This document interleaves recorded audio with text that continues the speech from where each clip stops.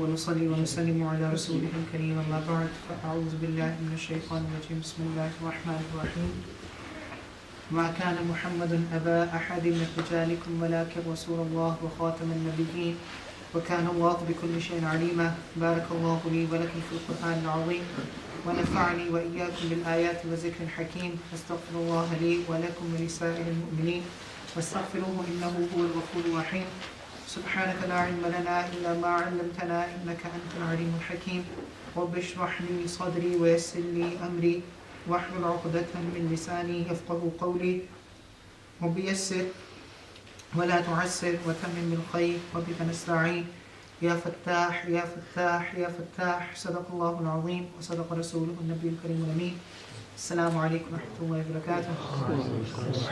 Alhamdulillah, it's a great blessing of Allah subhanahu wa ta'ala that He has given me and you the ability and tawfiq to participate in this gathering. And we ask Allah subhanahu wa ta'ala to make this gathering a source of guidance for all of us. And we ask Allah subhanahu wa ta'ala to make this gathering one of the means of our entry into Jannah. We have started a new chapter of our Seerah series, and this is a chapter which is about the early manhood of Prophet Muhammad sallallahu alaihi wasallam. Tonight is the third session of this chapter. In the first session, we understood that the first job that Prophet ﷺ took as a young man was a job of a shepherd, and he was a shepherd. And then he mentioned a hadith in which he said that, then we mentioned a hadith in which Prophet ﷺ said that every Nabi, every Prophet that Allah subhanahu wa ta'ala sent was a shepherd. And then in the second session, we tried to understand the wisdoms behind this thing.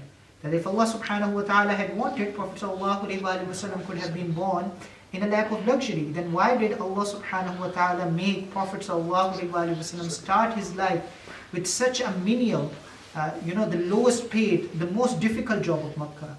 Why may Allah subhanahu wa ta'ala made Prophet ﷺ started his life in such a harsh manner? What was the reason behind it? What were the wisdoms behind it? So alhamdulillah, we understood all those wisdoms. One of the main wisdoms that I want to repeat and I want to remind myself and all of you was that when you start your life in such a harsh manner, then you will have a soft heart. And when you will have a soft heart, you will be good to orphans. You will be good to the beggars.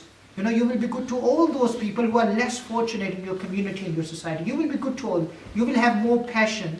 You will have more kindness. You will have more raham. You will have more mercy. You will have more love. You will have more affection towards other people.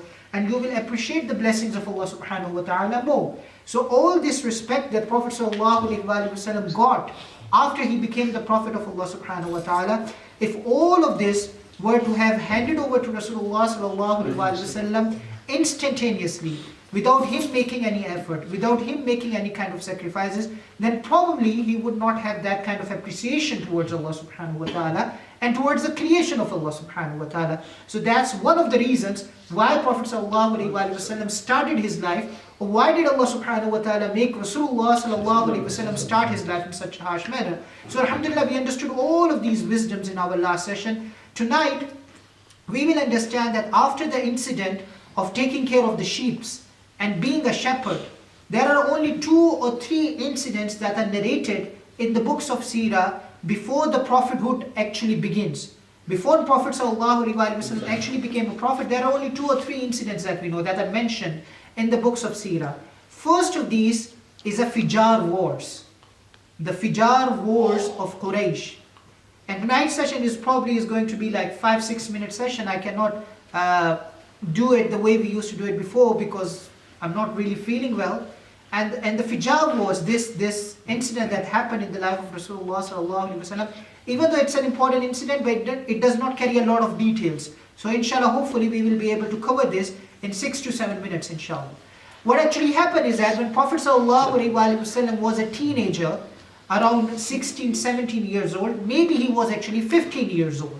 And we don't know the exact age for sure, because there is no one, again, I've explained the reason before, there is no one who is recording dates, especially when Prophet ﷺ was not even a prophet. So there is no one recording dates that, okay, Prophet ﷺ was that much old when that incident happened.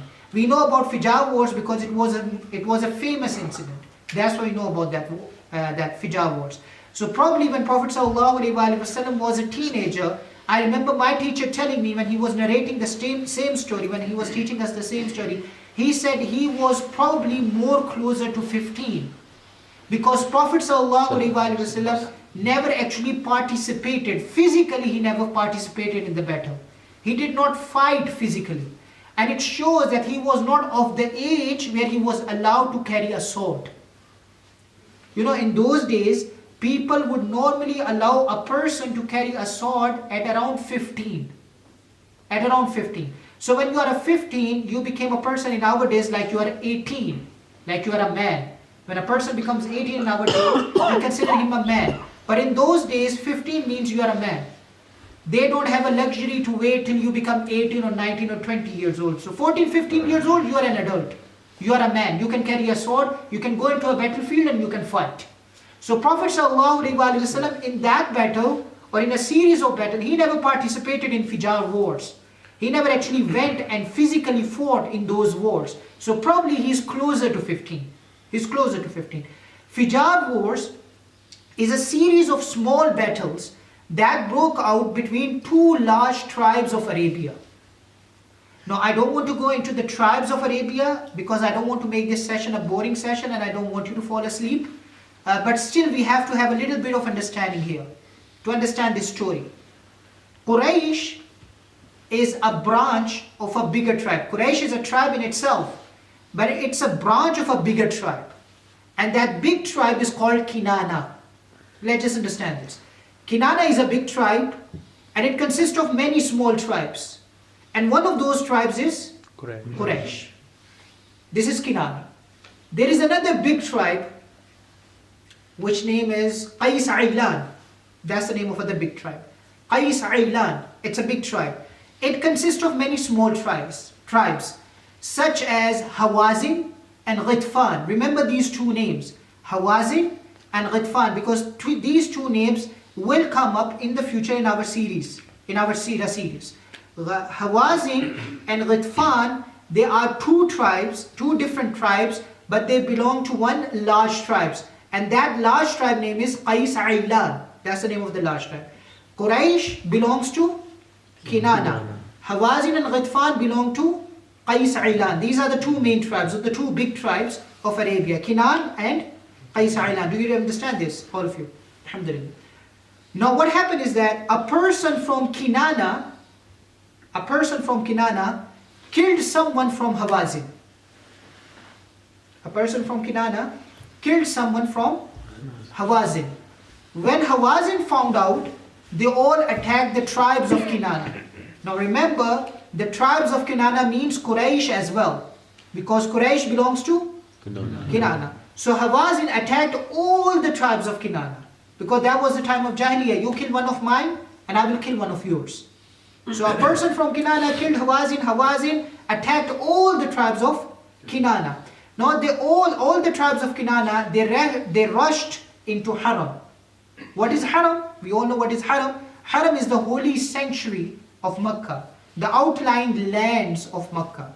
So they all rushed into the Haram. And why did they rush into the Haram? Because when you go into the Haram, what will happen? The rule of the law is what? Which is still the rule of the law in our religion. When you go back into Haram, or when you enter Haram, what will happen? وَمَنْ دَخَلَهُ كَانَ آمِنًا. If you are in Haram, then you are safe. So they all rushed back into the Haram, but the Hawazin, because they were so angry and they were so incensed, they followed them. And they entered the Haram. And they didn't care the Haram, and they attacked the tribes of Kinana and they killed them in the Haram. Now that's interesting. The initial fault was the fault of the Qurayshi side. The initial fault was the fault of the Qurayshi side. But the response was much more severe. And the response was much more dangerous and much more worse. Killing someone outside of Haram, it's a crime. It's a guna and it's a crime, we understand that. But killing people inside the Haram, it's a much more bigger crime. It's a much worse crime. So do you understand this here? Both sides are at fault. So Quraysh, when they entered the Haram and they didn't care about the Haram and they started killing the people, then Quraysh, they declared an all-out war against Hawazin and all the tribes of Qais Ailan. Remember, Hawazin belongs to Qais Ailan. So the Quraysh, they declare an all-out war against all the tribes of Qais Ailan. So now both sides are at fault. The initial fault was done by the Qurayshi side. Not someone from the Quraysh, someone from the Kinana. Quraysh is the part of the Kinana. Someone from the Kinana, it was his fault. But then when Hawazin found out and they attacked in the Makkah in Haram and they broke the sanctity of Haram and they killed people in the Haram, then Quraysh became angry and they became incensed. And they said, you attacked Haram, you broke the sanctity of Haram, now we are going to attack you. So that's what this war, the Fijar wars, it broke out between, it was a series of battles. But these wars are called Fijar wars. They broke out between these two big tribes, Kinana and Qais Ailan. Initially, the opposing side was winning. The opposing, Qais Ailan was winning. But then eventually Quraysh, they won over. And then finally they reached a peace treaty. The fighting became limited. Fighting became limited and they reached a peace treaty. And the Quraysh accepted to pay the blood money, and so finally the fighting stopped because they reached a peace treaty and the peace treaty was enacted. Now we have a hadith of Rasulullah, which is an authentic narration mentioned in all the books of Sahih Hadith. Prophet ﷺ said, I participated in the Fijar wars. I participated in it. And these wars are called Fijar wars because Fijar literally means evil. Fujur, Fajr, Fijar, it means evil. Both sides committed evil. But the biggest evil that was committed was what? They broke the sanctity of the Haram. That was the evil. That was the height of the evil. That's why these wars are called Fijar wars of Quraysh, because the sanctity of Haram was broken. Now Prophet ﷺ said when he was much older, he said, I participated in Fijar wars. My job was to go and look for the arrows. And I would find arrows and I would go back to my uncles and I would give them the arrows. You know, arrow is a kind of weapon that you can use back and forth. So if someone shoots an arrow and it misses the target, even if it hits the target, you can still take it out, you can pick it up and then you can use it again against your enemy, right? So it's a kind of weapon, it's a kind of ammunition that you can use over and over and over and over again. So Prophet ﷺ said, I participated in Fijar wars. My job, my responsibility, I told you, he never participated physically, he never fought. So he said my job was to go and look for arrows. So I would go into the mountains and I would go and look for the arrows, and when I would find arrows, I would go and give them back to my uncles. Then my uncles would use those arrows against the enemy. And he said, I participated in Fijar wars and I don't regret it. I don't regret participating in Fijar wars because there was nothing wrong in it. I defended my side against the enemies. Or I supported my side against the enemies of the tribe of Qais Ailan. And it is said in the narration that Prophet ﷺ, whenever he would appear with the Quraysh would win over. Any day when he would appear with the Quraysh, whenever he would appear with the Quraysh would win over. And the day he would stay at home and he won't appear with the Quraysh, they would lose the ground. So when Abu Talib, his uncle, because he's one of the chieftains of Quraysh, so when Abu Talib, when he found this out, he said, by Allah, I will never let you leave my side. And I will always make you stay with me. Because whenever you appear with us, we win. So I will always make you stay with me. And then finally, they reached a peace treaty and the fighting was stopped finally. Now there is a more famous incident that occurred after a few years. And that incident probably you all know. And there's a reason why I'm not mentioning this incident here, because it contains a lot of details. The incident that I'm talking about that occurred after a few years of Fijar wars, that incident is called Hilful Fudul. Have you heard about it?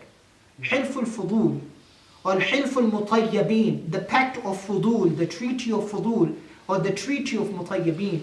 What was that pact? What was that treaty? Inshallah, we'll talk about it in our next session. So may Allah subhanahu wa ta'ala grant us understanding. May Allah subhanahu wa ta'ala give us tawfiq to understand whatever we have learned today. And may Allah subhanahu wa ta'ala give us tawfiq to